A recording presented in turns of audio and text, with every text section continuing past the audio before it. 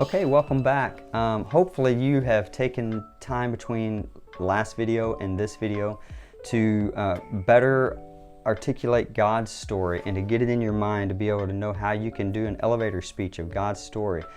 Creation, God created, He created everything perfect, but brokenness came into the world when Adam and Eve took of the fruit that they weren't called to take from, and brokenness entered into the world, which caused Jesus to have the need to come and to redeem our brokenness.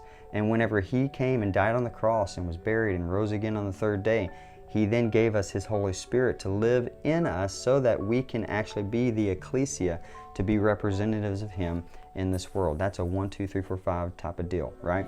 Now we're going to also apply those 5 words to our story. So here is my story worksheet found on page 30 and on. We've done the same thing where we've given you enough space for you to write this out. Again, respect the process, don't rush the process. Slow yourself down enough to be able to think this stuff through.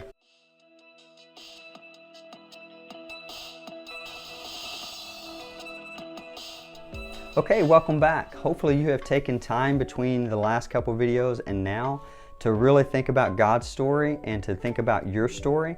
And in this video, we're going to combine the two, and that becomes our message. So God's story plus my story becomes my message. In other words, how God's story has been applied to my story, or how God's story has been applied to my life, becomes the message that I share with other people.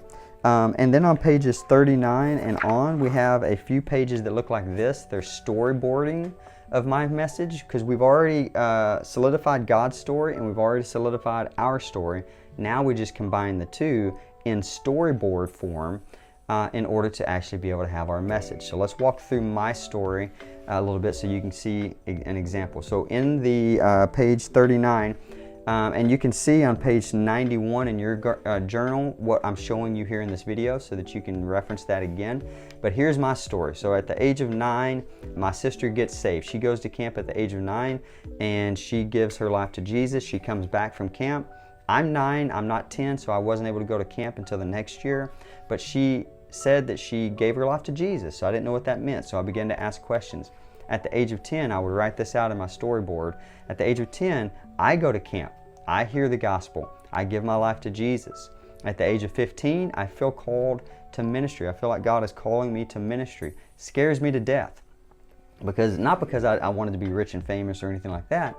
I just knew that I'm an extreme introvert. So when God called me to the ministry, I knew that I would have to talk to people. I was scared to death to talk to people. So therefore, I ran from that. So at the age of 15, I also put in my storyboard, I begin to rebel. I'm like, no way, I don't want to be in ministry. So I begin to rebel, trying to prove God wrong. God, you've chosen the wrong person, right?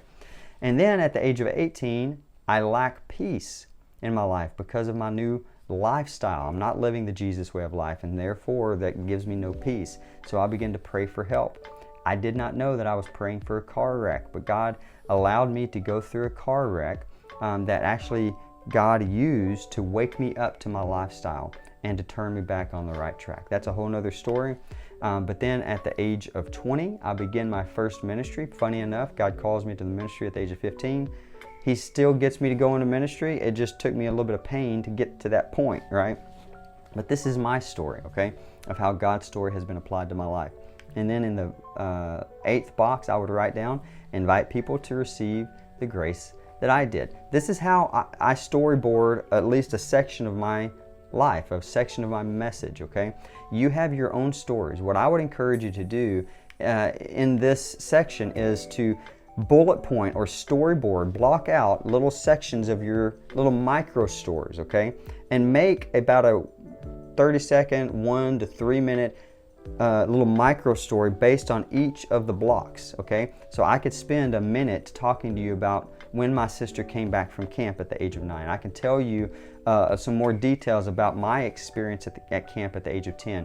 I can tell you a little bit more about whenever I felt like God had called me to ministry at the age of 15, when I began to rebel, my car wreck, all of those things. They each have a little micro story that allows me to develop a macro story, a bigger story, okay? So you can have a 1 to 3 minute little scripted story based on each one of these little storyboard boxes that will help you to better articulate God's story, your story, to become your message. So between now and the next video, take as much time as you need to really think about and storyboard your message. Again, I think most Christians today don't share God's story. They don't share the gospel for no other reason than they have just not taken the time to actually write it out. So take the time to write it out, because this is the most important story of our lives.